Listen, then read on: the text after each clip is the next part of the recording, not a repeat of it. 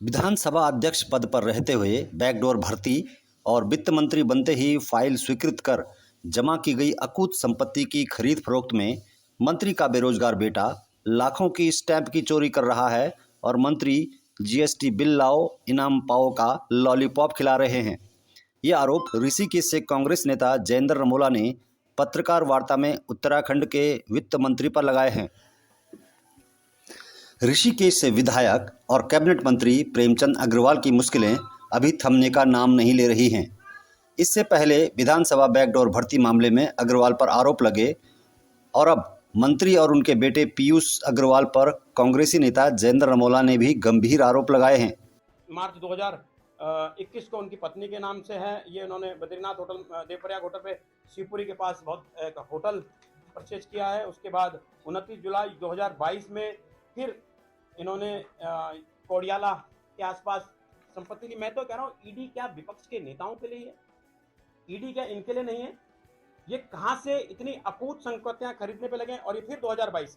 आप सोचिए, हम भी चुनाव लड़े और जो लोग चुनाव लड़ते हैं उनसे पूछेगा कि वो चुनाव तुरंत खत्म होते ही, चाहे वो जीते चाहे हारे, क्या करोड़ों रुपए की संपत्ति ले सकते हैं? ये सब सरकारी उससे निकाले हुए हैं। ये आप समझ लीजिए, ये लिया हुआ है, ये भी देवप्रयाग के आसपास। लगभग उन्होंने देवप्रयाग में ही, अगर आप व्यक्तिगत रूप से सर्च करेंगे तो देवप्रयाग में ही करोड़ों रुपए के संपत्तियों की रजिस्ट्रियां हुई है। मैं कह रहा हूं, आपने खरीदी, आप दिखाएं। हमने तो पूर्व में भी कहा, विधानसभा भर्ती घोटाले में जो बाद में लगे, इनके कार्यकाल में लोग लगे, उनसे कहीं ना कहीं आर्थिक लाभ लिया गया है और उसी आर्थिक लाभ से कहीं ना कहीं ये संपत्तियों को जुटाने का काम किया गया है। और क्योंकि आप समझ सकते हैं, जब ये विधानसभा अध्यक्ष थे तो उन्होंने नियुक्तियों को सृजन किया। जब ये जैसे ही ये जीते, ये संसदीय कार्य मंत्री बने और वित्त मंत्री बने। आप सोचिए, जिस दिन वित्त मंत्री की शपथ ली, जिस दिन वित्त मंत्री का पदभार ग्रहण किया, उसी दिन उनकी नियुक्तियों को भी संस्तुति दी। उनकी जो तनख्वाह वगैरह जो वित्त मंत्री के हाथ से होती है, क्योंकि उससे पूर्व में जब इन्होंने नौकरी लगाया था, उससे पूर्व में वित्त सचिव ने उसको रोक दिया था। लेकिन उन्होंने 30 मार्च के आसपास, मुझे लगता है इन्होंने 30 मार्च को इन्होंने उसकी स्वीकृति दी और 30 मार्च को ही पदभार ग्रहण किया। एक व्यक्ति 3 पदों में रहते हुए अगर 71-72 लोगों को नौकरी लगाने का काम करते हैं, नौकरी सृजन करने का काम करते हैं और उसके बाद उनकी वित्त स्वीकृति भी प्रदान करने का काम करते हैं, तो कहीं ना कहीं आप हम सबको इसमें शंका पैदा होती है कि कहीं ना कहीं इसमें आर्थिक लेन देन हुआ है। रमोला ने प्रेस कॉन्फ्रेंस में कहा कि वित्त और शहरी विकास मंत्री प्रेमचंद अग्रवाल और उनके बेटे पीयूष अग्रवाल ने जमीन की खरीद फरोख्त में लाखों रुपए के स्टैंप चोरी की हैं। कांग्रेसी नेता जयेंद्र रमोला ने आरोप लगाए हैं कि कैबिनेट मंत्री एक तरफ जीएसटी बिल लाओ और इनाम पाओ स्कीम के जरिए व्यापारियों से जीएसटी जमा करने की अपील कर रहे हैं, वहीं दूसरी तरफ उनके बेटे और खुद कैबिनेट मंत्री जीएसटी और स्टैंप में घोटाला कर रहे हैं। प्रतिबंधित इलाके की ज़मीन पर सिर्फ मंत्री के पुत्र को ही अनुमति मिल जाती है, अन्य को नहीं। वहीं ज़मीन खरीद में आधार कार्ड में जहां डोईवाला का पता दिखाया जाता है, जबकि रजिस्ट्री में ऋषिकेश का पता बताया जाता है। मैं मुख्यमंत्री जी से कहना चाहूंगा कि अगर आप इसी तरह चुप्पी साधी बैठेंगे तो कहीं ना कहीं इसमें आपका भी, मुझे लगता है, इन्वॉल्वमेंट होगा। कि जब आपका सरकार में बैठा हुआ मंत्री इतनी संपत्तियां, कुछ संपत्तियां चुनाव से पहले और चुनाव के बाद जोड़ने का काम करते हैं, तो और उनके पुत्र रेवेन्यू का, आपकी सरकार का रेवेन्यू चोरी करने का काम करते हैं, नुकसान पहुंचाने का काम करते हैं, और आप तब भी चुप बैठे हैं, कार्रवाई नहीं कर रहे हैं।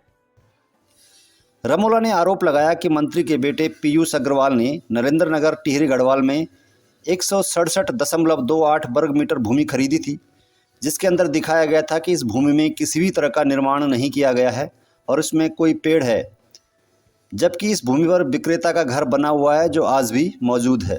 ये लगभग 400 गज से ज़्यादा है, जिसमें जो विक्रेता है, जो महिला विक्रेता है, उनके बेटे का भी हिस्सा है।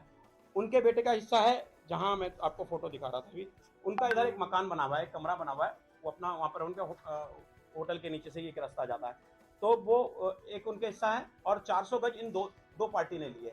तो 400 गज में से लगभग मुझे लगता है कि 50% से अधिक कंस्ट्रक्शन है, लेकिन वो दोनों भूमि को खाली दिखाया गया है। और जो पीयूष जी की भूमि है, जिस तरह से उन्होंने डायमेंशन दी है, उस हिसाब से जिस पे घर बनाया है वो उनकी भूमि है, मौके पर वो उनकी भूमि है।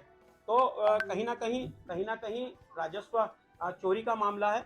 और पता नहीं और कहाँ कहाँ क्या क्या होगा, मुझे नहीं मालूम। अगर आप मुझसे कहोगे तो अगर आप इनके विधानसभा चुनाव के शपथ पत्र में जाएंगे तो उन्होंने अपने बेटे को बेरोजगार रखा है, और क्योंकि मैं पहले भी बोल चुका हूं, और बेरोजगार पुत्र की अगर आप संपत्ति 2013 से उठाना चाहेंगे तो अभी चुनाव के बाद ही करोड़ों रुपए की संपत्ति देहरादून से लेकर ऋषिकेश के अंदर तमाम होटल से लेकर तमाम लिए 2013। प्रेमचंद अग्रवाल अब क्या संकट में पड़ गए हैं? प्रेमचंद अग्रवाल को लेकर अब क्या सवाल उठ रहे हैं? प्रेमचंद अग्रवाल की परिवार पर क्या आरोप लग रहे हैं? प्रेमचंद अग्रवाल इन तमाम मामलों पर क्या सफाई दे पाएंगे? प्रेमचंद अग्रवाल को लेकर इससे पहले भी बहुत ज़्यादा विवाद जुड़े हुए हैं। एक बार तो मंत्री पद से उनकी छुट्टी के बाद भी सोशल मीडिया पर वायरल हो रही थी। ऐसा तो कुछ हुआ नहीं, किंतु एक बार नई शिकायत, नया आरोप प्रेमचंद अग्रवाल पर लग रहा है। ये लिए इन्होंने देहरादून मार्ग ऋषिकेश बड़कोट माफी में, उसके बाद इन्होंने 27 सितंबर 2018 भरत बिहार में लिए। भरत बिहार का मामला तो अपने आप में बहुत ही संगीन मामला है। भरत बिहार वो क्षेत्र है जो क्षेत्र अभी तक प्रोवाइडेड है, जिस क्षेत्र में आपको एनओसी नहीं मिलती है, जिस क्षेत्र में आप रजिस्ट्री भी लगभग काफी समय से बैन थी, लेकिन अब खुल गई है, लेकिन नक्शा पास नहीं हो सकता। आप सोचिए, तत्कालीन एसडीएम प्रेमलाल जी ने, वो नगर निगम के एमएनए भी थे, नगर निगम के प्रभारी भी थे उस समय, और एसडीएम भी थे। उन्होंने एक एप्लीकेशन पर उनको परमिशन भी दे दी, एनओसी भी दे दी नक्शा पास करने की।